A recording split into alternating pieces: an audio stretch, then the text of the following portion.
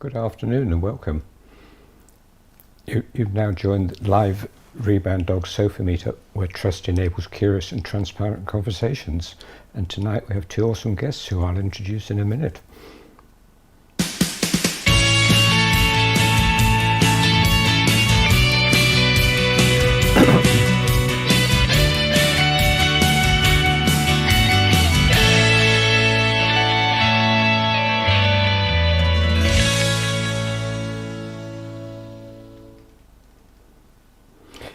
One of the conversations Reboundog has had over the years is this problem with our relationship with animals.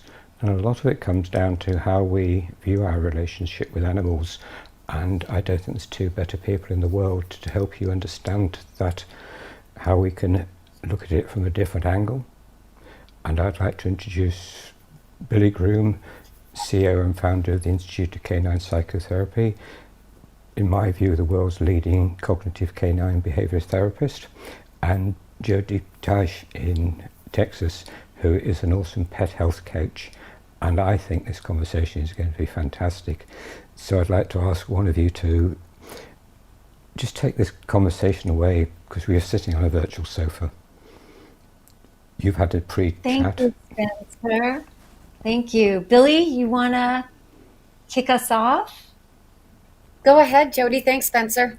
Thanks for having us. Okay. Go ahead, Jody. All right. You and I talk about this all the time. So we do. And we could talk for hours about it. So first of all, welcome everybody. And thank you so much for joining today. And this idea of what we think about, mind mastery, and how it affects our animals' behavior, health, really the whole gamut is such a fundamental and foundational issue to strengthen not only the bond with your animal, but your ability to shape how things go, whether it's training, which Billie knows a whole lot about, and we don't call it training, right, Billie? But, or it's about how your animal behaves around you and in the world. And so I think probably one of the key things is for us to start off by talking about how we think and why does that matter? What do you think, Billie? I think it's great. How we think it's our perception. It's our perception of our surroundings, perception, which isn't only people tend to think that it's based on our upbringing or trauma, but it could just simply be, there's so many different factors that actually work together on that. Learned behavior, habits, cognitive dissonance. It doesn't have to be anything driven even by fear or trauma. It's just how we perceive our surroundings. And that, of course, also includes, for a dog, the human that is attached to them. The humans in their home, the humans in their vet clinic or daycare, the dog park, how they perceive those people can determine the relationship that we have with them, the bond, their daily happiness, our daily happiness in life. It should be viewed as a two-way, back and forth, both, right? So often people think of behavior as being, the dog's perception of their surrounding, but it could also just be their perception of their human's ability to calmly manage and understand them, understand the surroundings, calmly and confidently manage the situation. And all that has to do with perception. And perception is the mind mastery, right? Because we have that ability to self-regulate. And that's where it goes back to what Jody is an expert in, that ability to self-regulate and to understand our thought patterns and understand our emotions. And we can actually do that with dogs. We can. Yeah, I mean, I think one of the things that you just said about the dog's confidence in whether the pet parent can manage a situation that's going to also shape their perception of their world, because that human is so close to them, their survival lifeline, if you will, right? So, and I think perception is key. I also, from my experience and what I've seen with pet parents and their animals, and with the humans that I coach, is that this whole idea of the conscious versus the subconscious mind, your conscious mind kind of, thinking things through, making decisions, and your subconscious mind triggering and being triggered by things happening in your world and shaping what's going on in your conscious mind, right? Those are important pieces, because it's my experience that if we don't address what's happening in the conscious mind for people as they relate to their animals, what they bring to the table, as well as for their own health and the health of their animal, because it's all tied together, right? Exactly, right? It That is. we're not really getting to the root cause. And that oftentimes, even if I'm coaching a pet parent about their animals' issues, involves them looking at themselves and looking at how they relate in the world and what they're bringing into the home, into the environment of their animal in terms of frequency, energy, thought. What do you find, Billie? Yeah, I think it does. I think that's a topic that is interesting when it's covered from in the behavioral sector. I think in the emotion and bonding, absolutely. I mean, they read our feelings and our emotions, and it can definitely affect them and affect the relationship and affect their health, because they will change the way they eat, just like with people. They're stressed, they're uncomfortable, they're going to change their eating and their gut system, which Jody is, again, the expertise on that. But from a behavioral, it's interesting because I will often hear people say, well, I was told I just need to relax. And if I relax, my dog will be relaxed. Well, sometimes it's pretty challenging to relax if your dog is very reactive or stressed, or just reacting. It's one thing to say, just relax. So we do need to combine, um, effective skills and tools that allow people to see that they're actually um, having some success in addressing, like you said, the core root of the problem. The core root, not just reacting to their dog's reaction, but actually having some skills and tools. And then it just snowballs. So as they begin to see that they're reaching their dog on a different level, and their dog is viewing them as, you understand me, you get me. And then this keeps building and building, then the people become more confident and comfortable, and they'll apply these skills and tools. And then that snowballs again and develops. And then the dog sees them being able to understand them. Then that whole perception changes. So it just develops and grows from there.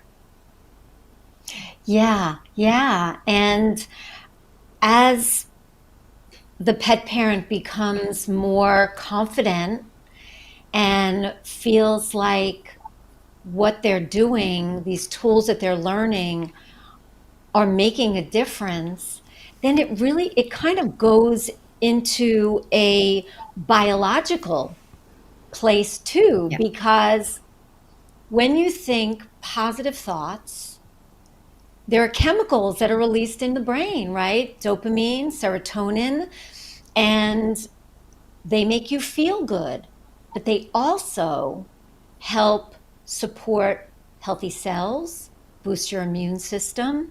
They do things on a biological level as well. So it's a whole sort of 360 view of mind, body, spirit health, right? And because our pets are so intuitive and pick up everything from us, we come home from work and we're stressed. And maybe you have a dog, let's say, whose personality is to try and make you feel better, right? They're going to be like all waggy tail and, mom, dad, it's okay. Life isn't that bad. Life is good. Feel better. We're together. Or maybe you have an animal that gets anxious from that energy.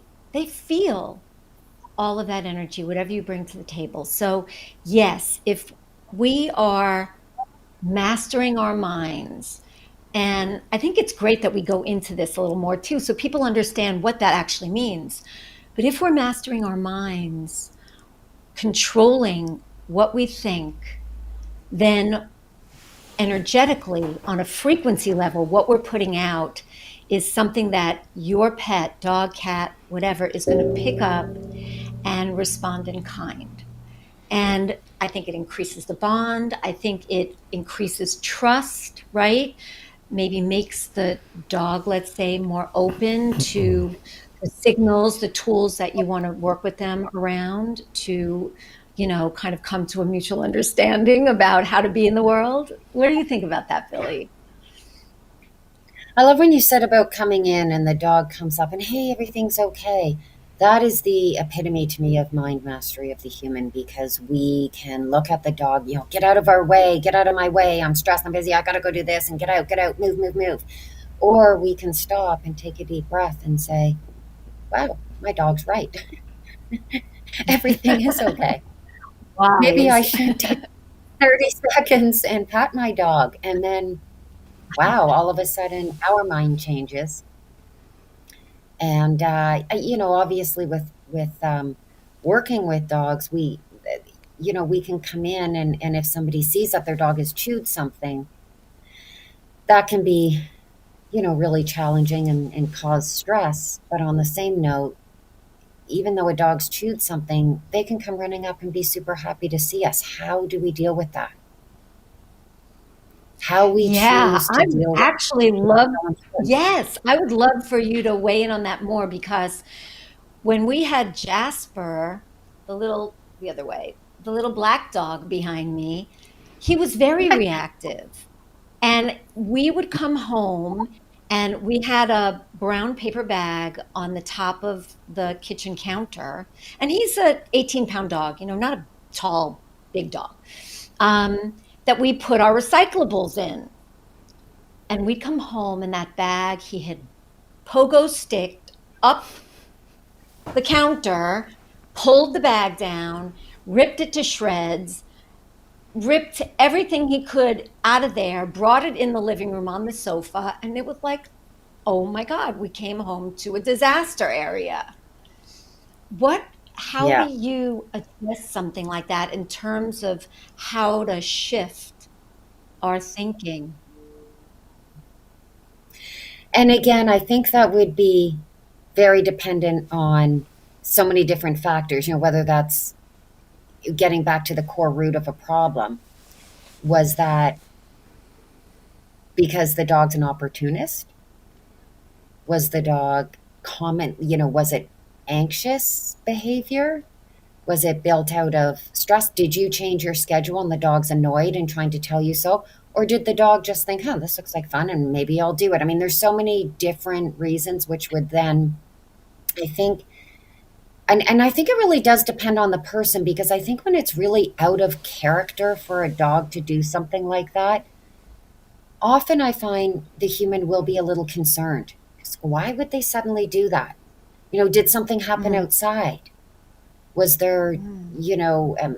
something happen while the person was gone outside, like maybe the neighbors were fighting, Yeah, right? yeah, Or that's a maybe really there was good point. or something happened, because sometimes people just, yes, it is not great that our our garbage is all over our couch, but sometimes we just not need to stop and think, huh. And that's going to be a big difference in response if we know that the dog may have just done it out of brattiness. Yeah, You know, but like the dog's an children, adolescent dog. Yeah, yeah. And they're yeah. just so we're gonna have a different feeling when we come in based on why we think our dog may have done that. Or maybe the dog simply Mm-hmm. doesn't know right from wrong, didn't know. Now, in your Mm-hmm. case, that's not true. But Mm-hmm. and I think that changes a lot on how people feel. So the more that we understand our dog, and the more we understand different, uh, how different approaches and methods and mindsets of working with a dog, the more skills and tools we have. I actually just did a post recently. Because people say we have to have patience, you have to have patience. But one of the biggest things that produces patience, which is obviously a very calming mindset, is progress and skills and tools. So if people feel like they are on the right track, they feel like, okay, it might not be perfect, but they're seeing progress. So progress actually breeds patience as opposed to patience breeding progress. Because if you have patience but no skills or tools, all you're doing is just being patient. But if nothing You're changes, that waiting. patience. You're waiting for, yeah, you're waiting for something to change without changing anything. Yeah. Yeah, I agree that progress encourages patience because you have some payoff, right? You see that you've kind of gone through, done the work, it's taking time, it's not a light switch situation, and it's paying off. So continue, continue. Um, And that's the with physical challenge, health. real, I think. Sorry, I just wanted to yeah, say it's the yeah, same with physical and health. What you do, yeah. I mean, yes, if you see yes, dogs getting better, absolutely. I also, because I deal in natural medicine and natural remedies, so unlike pharmaceutical, which is oftentimes an instantaneous reaction, with natural, your body is slowly filling holes through what you're putting in, and then you're going to start to feel better. So there is a patience that has to go along with. So part of the mind mastery is, and I'm really glad you brought this up because this is a really important piece, is visualization. It's visualizing your ideal state, whether it's for your own health, the health of your animal, or how you want your interactions to be with your animal. And visualizing it often in detail and with the emotion that you will feel, that you would feel were it true and happening right now. Because in your visualization, you are imagining that it's already true. And in that is what I found lies the power to really create shift, because there's energetically, part of this is quantum physics. Energetically, what you are putting out into the world, into the universe, through those thoughts and the high frequency energy of those thoughts, the emotion that goes with them, like attracts like, the law of attraction, one of the basic laws of the universe, that starts to come in as you do this regularly, more and more and more. And I think it impacts how we come to our animals, how our animals respond in kind, and what we're able to manifest in the world in terms of our health and our pets' health. I agree. I agree. And I do get asked a lot whether our dogs are intuitive of our feelings, and they are. But just like people, they express that differently in any relationship. And as we work Yeah. together and overcome some, behavioral issues, but overcoming behavioral issues is comfortable for a dog as well. It should be. Nobody likes to be stressed or feel anger or feel um, uncomfortable. So as we work together, uh, as you know, cognitive behavioral therapy gets into that um, intrinsic motivation and just the feeling of the brain feeling good. You know, it feels good to not have to be stressed. I don't have to stress, and to understand Mm. that they don't have to. And then I think that that changes the relationship with the human, and you know, people people don't reach out because, well, my dog, doesn't come over to me when I'm crying or something, but they'll start to see these changes Ah, where the dog is more in tune with their so it, feelings, because in yeah, general, it's like sure. any relationship, once a relationship develops, it develops on lots of different levels. Mm. And So it's I not just guess, about behavior. yeah, they're equating their person now with positive, stress-free Yeah. experiences. And so that leaves them feeling safer to be more emotionally open. And therefore, that exchange, that interaction, that bond is on a deeper level. Is that what you see Yes, too? because we're not dealing with the Yeah. behavior. So if they're just, lunging out on leash at another dog, it's hard for humans not to, I don't want my dog to lunge. No, what you want is your dog to not feel the need to lunge. Mm. And That's that's a emotion. real powerful distinction. Yeah. And then Yeah. Because getting at and the core of that from the is human. what you do. Yeah, yeah. And that comes from the human and changes it doesn't necessarily change their view of the dog they were lunging at. They may still not like that dog, but they learn that they don't have to. Well, they don't even learn, they become. It becomes, the human gets the skills and tools, and practices that change in the way they're responding and thinking and learning and decision making and processing and their perception in all sorts of areas everywhere. And then when they Mm. do see a dog on the street, they just think, yeah, you know what, I'm okay. And it just happens. And then that's when they feel, it's interesting because if that human isn't there, they may still respond. So if they're in the backyard by themselves, they may still bark and respond. But if they're on a walk, they might not. And people think, well, I don't want my dog to bark in the backyard. But that's so interesting. How about if you're in the backyard with your dog? Oh, yeah, he barks less. Okay. So the dog's perception of the human is actually more important than the dog's perception of the dog.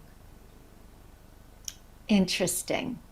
That's really cool. Mhm. That Yeah, and is we just really sort of break cool. it down that way. It doesn't mean that we can't, quote unquote, fix everything. Well, we can fix everything, but it doesn't mean that Mhm. we can't, approach skills and tools when the dog's in the backyard by themselves. But it certainly is an interesting way of thinking about it instead of just thinking about the behavior. Yeah.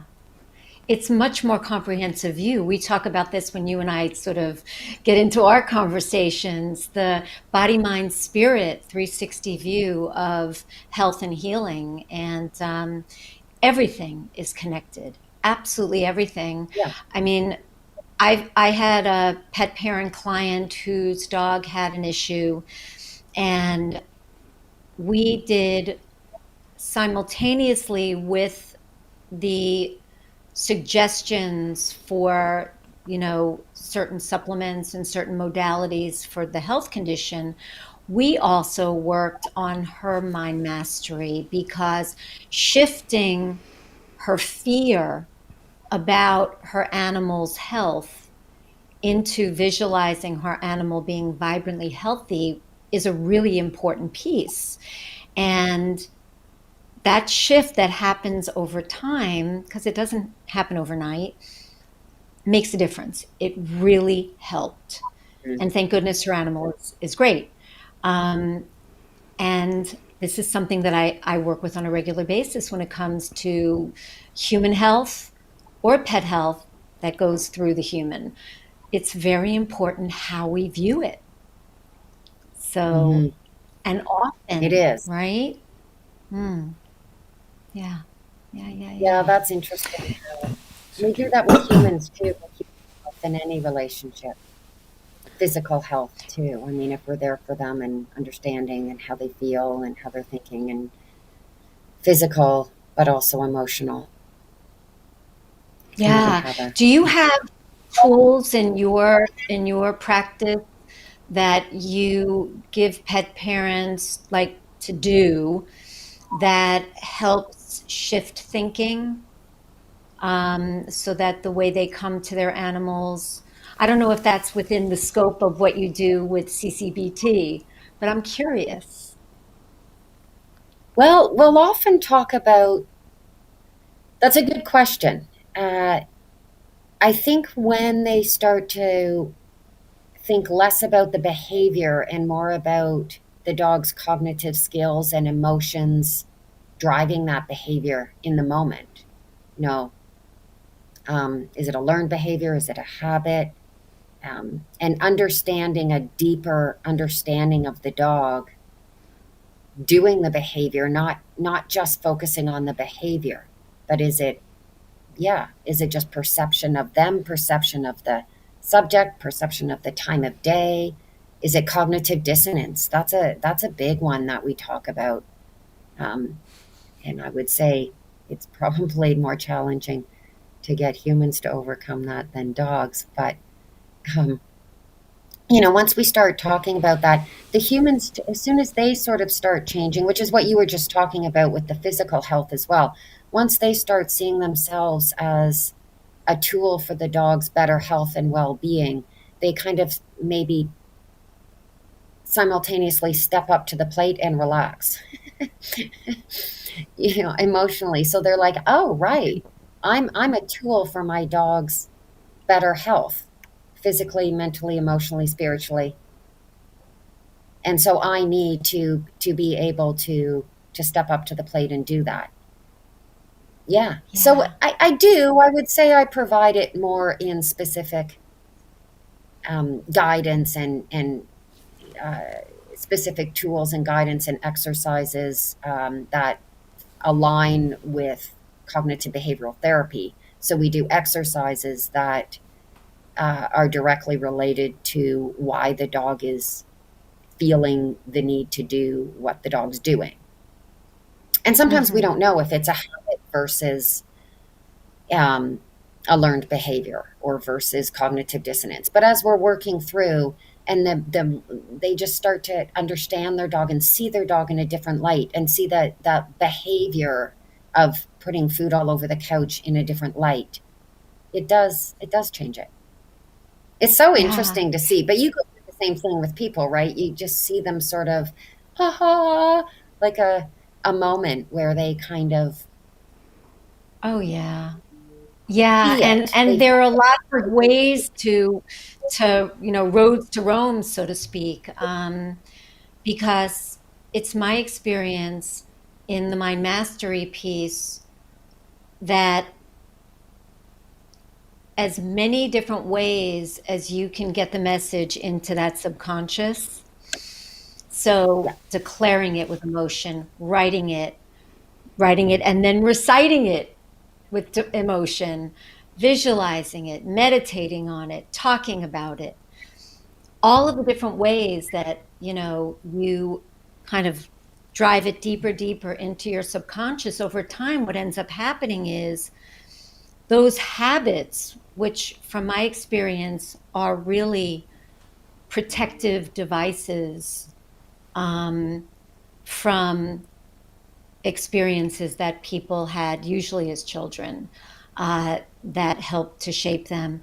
Um, those old habits, old paradigms that don't work, for yourself, for your relationship with your animal, um, they start getting chipped away and replaced with these new paradigms that do work, that you keep reinforcing in all these different ways every day over and over. And I find that to be a really important piece of It is. the mind mastery part of what I do. Yeah.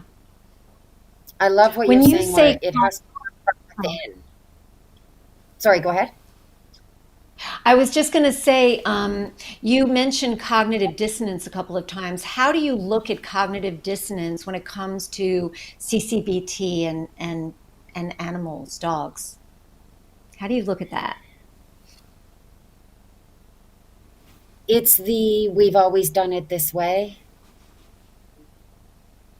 first. This is just what we've always done. When we've seen a dog, it's what we do, or a person, it's what we do. Mm, But also, it's taking it on a larger scale where really diving into how a dog feels is what should happen in an area. So, for a specific example that comes up all the time is a dog will go to the off leash park and be completely fine with humans there. But then they might be on a walk or in their home, and a human comes in, or on a walk, a human is somewhere, and people go, oh, your dog doesn't like men or doesn't like people. No, just doesn't think that you should be there right there at that moment doing that thing. mm, So it's what they should happen in the moment, in the time, and that can cause anxiety and fear and thus cause behavior. But what mm. we're really going to be working on is the dog's ability to be okay with things not as they thought. What they've always learned, or So what the they've always been taught, dissonance, or what they've always been told. So we work yeah, less with telling dogs how they should feel and working yeah, with changing their themselves. They can do exactly what you were talking with humans, right? So they can learn inside themselves to make those decisions, that they can change how they feel, they can change, but we're not telling them that they have to like something or not like something, or that this behavior is good and rewarding it and this behavior is bad, or whatever you want to do. It's not about that. It's about providing them with, like you said, journaling, for example. Obviously dogs can't journal, but they can process. And when we're mhm, journaling, we're essentially processing. That's what mhm, journaling allows us to do. It allows us to, yeah, and encourages us and gives us the freedom and the space to think deeply about our feelings and to project them and to understand them and then to connect them. And that's what we're doing with dogs. But dogs have to have the ability to process in order to do that and yeah, make decisions and think about. That's really all journaling is doing. It's just one tool to do that. You've mentioned numerous tools. And so with dogs, we have fewer options for tools because they can't, well, they can stretch and they do stretch, right? They do take care of their physical body themselves. And when they yeah. stretch, just like with humans, that can change how they feel about their surroundings and about them. And it's not about us saying, oh, good stretch, you stretched, good stretch. They decided on their own that that's going to help them physically and possibly emotionally. And they just chose to do it. And that might occur in an area where they never would have stretched before. They just decide to do it. We're not getting them to do it. We don't say, okay, if you stretch right now, like 3 deep breaths, you're going to feel You'll better. get a But treat. yeah, you'll get a treat because we want you to stretch. That has to come from the Yeah, inside, like what you're talking about, the conscious, yeah, subconscious. That has to come from the fantastic. inside. It has to just be where we look and, normally they wouldn't just kind of stretch and then go hang out on the couch when someone comes in the house. So their perception of people coming in the house has has changed, and that it's okay now for people to come in. And it can't just be through repetition. Well, it can. You can just do repetition, but that can also be a challenging, lengthy method. But we want to provide them with the skills to process and make decisions and know that they can just make those decisions. That's what's relaxing too. I find that even with humans, if they know they have autonomy and agency and they're understood, it's inherently relaxing. It's fascinating. This Mhm. method is fascinating to me because we already know that dogs, they feel the same emotions that we feel. Science has proven this. They trained the dogs, they went through the MRIs, they had people come in, they recorded. We know showing them, giving them tools to develop that muscle of self-regulation, deciding what they need to feel better in that moment is incredibly amazing to me. Because this is not a piece that I really do. This is your expertise. But that a dog will decide to stretch when they may not normally have stretched at those times before, because they know that that act helps them feel better and releases stress, maybe equalizes them emotionally. Wow. I know. Wow. It's That's big. connected. It's real. That's exciting. And so these tools that you teach are this bridge between the cognitive dissonance that may be going on for the dog now, and getting to this place where they're able to self-regulate and make decisions that help them just, I don't know, interact in the world better, in a way that Yeah. works And better it for them gets and back everyone to your, around them. yeah, it really gets right back to your example of walking in the door and we're stressed from work. You know, we have that ability to self-regulate and we have different tools. Some people can't, right? And so it's just providing the tools to be able to do that. Yeah. And there's tools Yeah. for dogs, and that's CBT. It's what it does. But essentially, there's a lot of times that we don't get, you know, into those conversations on cognitive behavioral therapy. It's just essentially what are the exercises that we need to do that practice the brain making decisions Mm-hmm. and processing and self-regulating and being okay with things not being exactly as they should. You'll hear that with people Mm-hmm. too. They might have been married to somebody for a very long time and that person passes away unexpectedly. That's Mm-hmm. huge changes. And sometimes the Oh, smallest things can really be upsetting, like they just naturally will set two places at the table and then they get so upset that they set two places. yes. Yes. So it's that I ability yes. to think before and maybe be okay with the fact that they set the two places, but also be able to think before and maybe not do it and be able to have small things and small changes that happen. It's like, right, I'm not setting two places. I'm going to set one and I'm going to be okay with that. And maybe I'm going Well, to eat that's somewhere different. And ah, now maybe I'm going to eat on the in couch the same. with my coffee table because it's just me. Am I okay with that? And being okay. And Mm. that's what um, nobody's telling them it's right or wrong, where to eat or how to eat or what to set. That they're learning for themselves different ways that allow them to have small changes that are okay. I never would have done this if my other half were here with me, but that's okay. I can do this. And sometimes it's small. And then that's how we start with dogs, which is different. But they have to have that ability to process it. If it's just desensitization to a subject and they just can't process it, it can be counterproductive. So we want to practice the brain actually doing that in all sorts of areas. So if something's upsetting, it can't just be on what that subject is. We want it to be like what you keep saying, holistic. Yeah, because normally that is a trigger of a deeper issue. That's what I find, right? So the story can change, but the root cause is in every instance.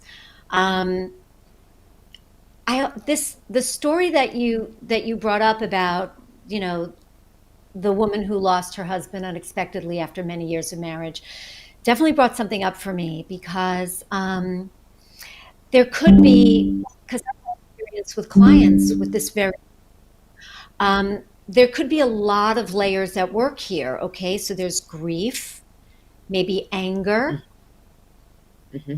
sadness, Mm-hmm. loneliness, anxiety. I'm alone on my own now for the first time in decades. What do I do? Um, this emotional layering, how do you address this in dogs, and does that matter as much in CCBT when it comes to this type of therapy? That's an interesting question. I'm sure you get this as well, where some people bring a new dog into their home and the dog's just like, hey, yeah, I get it. You're a person. This is a home. We go for walks. We hang out. You've got a yard. It just happens to be a different person, different home, different yard. But, or they could even be dogs from community, like a community based dog, otherwise known as a street dog or that type of thing. But they still get it. They still get that they're now in a home. Hmm.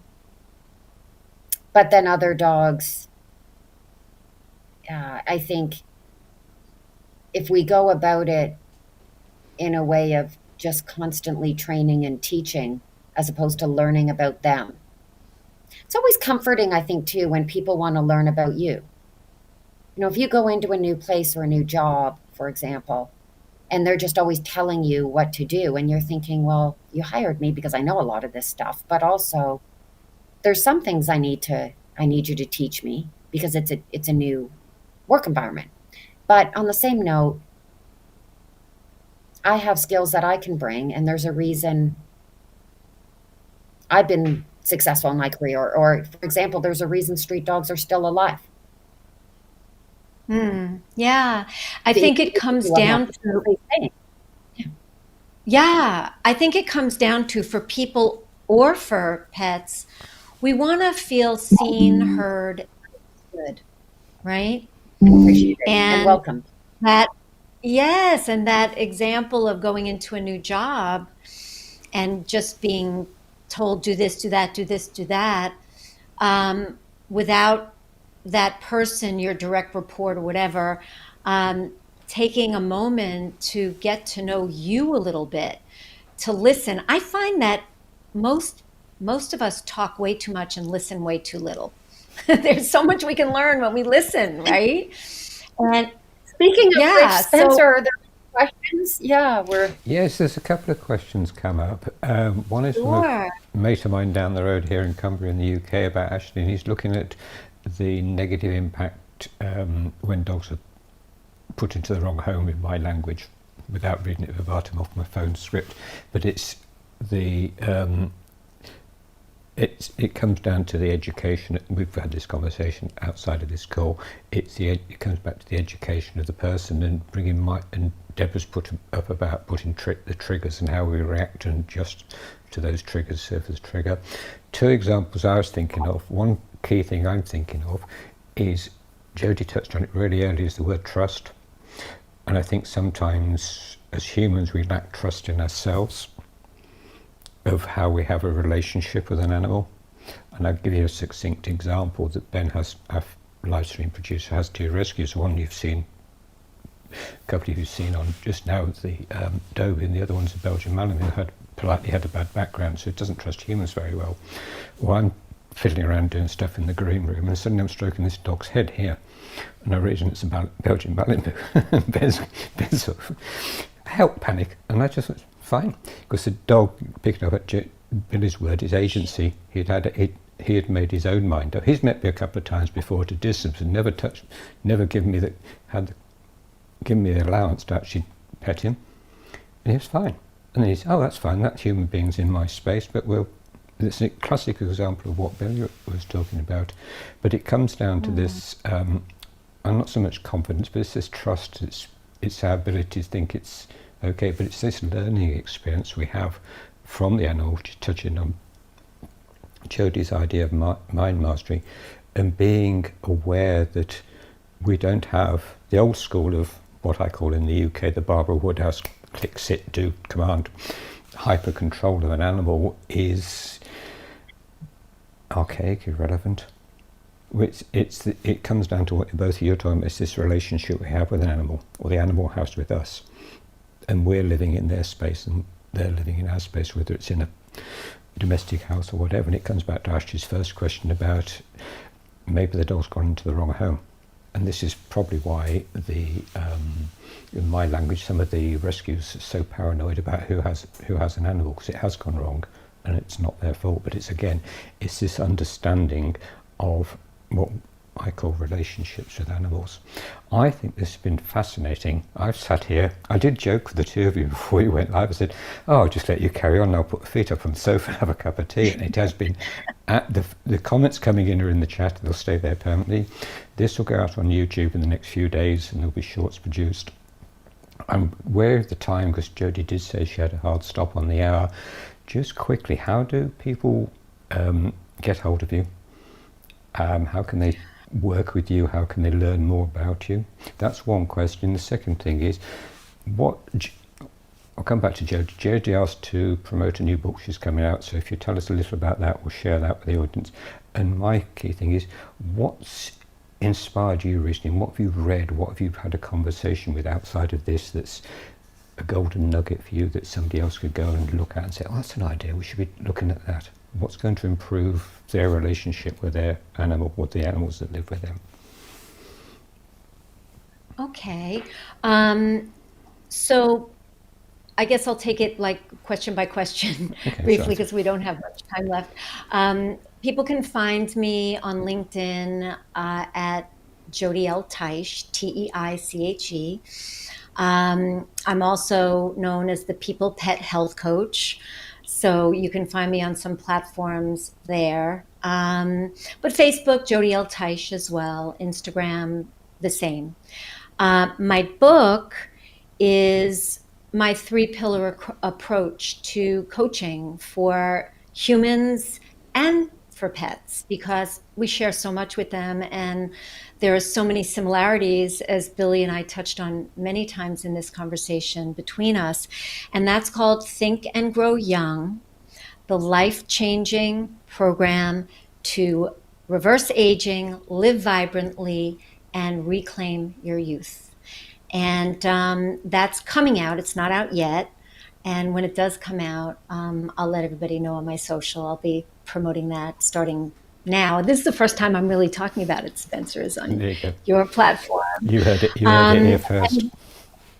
Yes. And what has inspired me recently is it's not necessarily something that I can send someone to, but it was a client and her story and her courage, and in the face of very difficult circumstances, and how she chose to choose her. And I think that's the last thing that I would leave people with is, when it comes to you, your health, your animal, and their health, choose you, choose them, make yourself and them a priority, and know how deeply connected you are. So what you think about, we become what we think about all day. Be mindful of that. Thank you. And thank you so much, Spencer. And thank you, Billie. You're welcome. Pleasure. And thank you, Ben. Like, that was beautiful, and it should be left right there. But I will shamelessly say, if people do want to, it's the Institute of Canine Psychotherapy.com is the website. So www.instituteofcaninepsychotherapy.com. And you can also reach out to me at Billie at instituteofcaninepsychotherapy.com. I realize it's long, but that was the option we were given. So I think I'm going to leave with, what Jody just finished there was beautiful and perfect. But if people are interested in more of the some of the other topics I've been talking about, again, shamelessly, probably my podcast, just because it's free, and people really like it. I do have a book as well, but it's not free. So you might as well go to the podcast, which is Dog Training Disrupted by Upward Dogology, Dog Training Disrupted. If you put in Dog Training Disrupted and Billie Groom. But people tend to really resonate with that because it's a lot of this where we're talking about humans and people, and it's a lot of information. It does include personal stories on individuals and rescues, and it does also dive deep into scientific studies, but all in a way that is so everybody can relate. Thanks, Spencer. Thanks, Jody. Thank you, everyone listening. Thank you. It's been wonderful. It's been a pleasure to host you two ladies. It's awesome. This is one of these conversations that, like a lot of ours, we just run. We'll I know. Billie and I have done this. We could talk on and on and on. There's so many wrinkles to it, but I'm really glad that we got to share today. So thank you. Thank you for your time. Thanks. Right. Thanks. Bye now.